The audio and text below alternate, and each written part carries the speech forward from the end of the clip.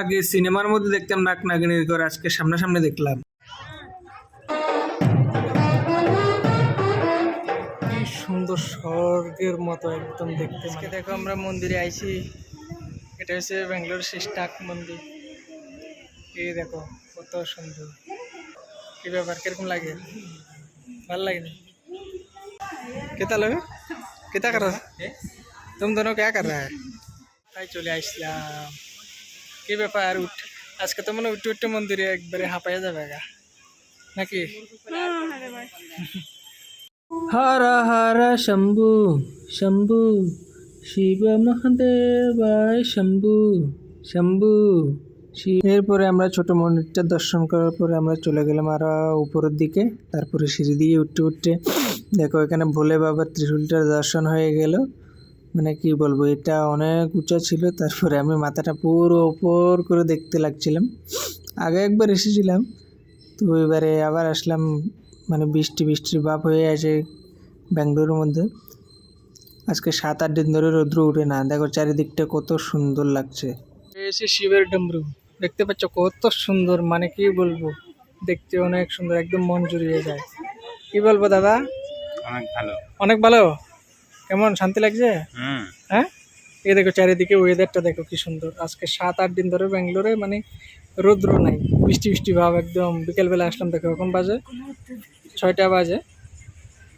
দেখো কত সুন্দর ওয়েদার। আর মন্দির আরো উপর দিকে দেখো, মন্দিরটা অনেক উপরে, মন্দিরটা অনেক উপরে আছে। তোমাদেরকে যতটুকু সম্ভব ততটুকু দেখাবো নাকি? আপনার কেমন লাগছে? হেভি লাগছে। বাহ,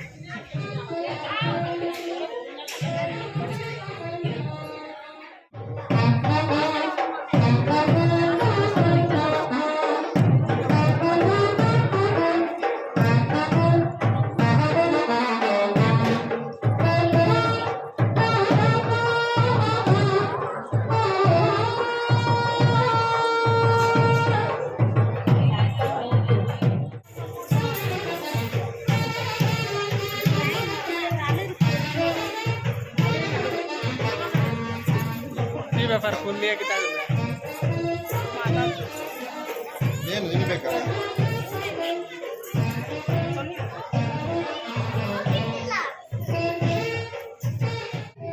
এই সুন্দর জায়গাটার মধ্যে অনুভূতি কেমন লাগে? খুব ভালো লাগে, খুব ভালো লাগে। অনেক সুন্দর পাহাড়। হ্যাঁ, আগের বারে আসলাম তো কিন্তু এমন আসলে না, ঠিক আছে? আগের বারে যখন আসলাম তখন কিন্তু এমন ছিল না। এখন দেখো মানে এই জায়গাটা দেখে, আর দেখো চারিদিকে দেখো কত সুন্দর। ওই দেখো চারিদিকে, ওই দেখো মহাদেবের ত্রিশূলটা দেখো কত সুন্দর।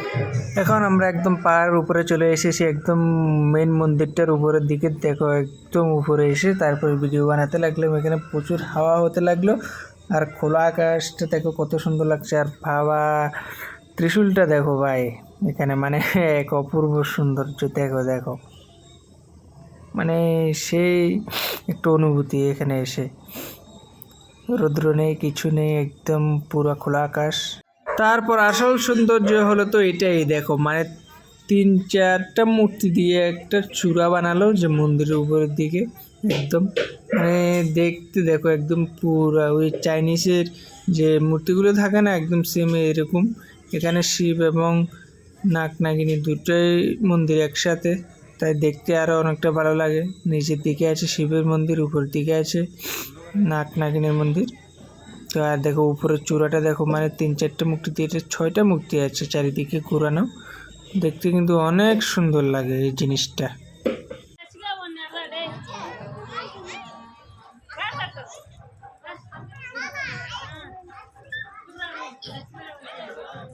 এরপরে আমি একটু উপর দিকে গিয়ে দেখি একটা ময়ূরের কত বড় ঘর। দেখো কত সুন্দর লাগছে এটাকে।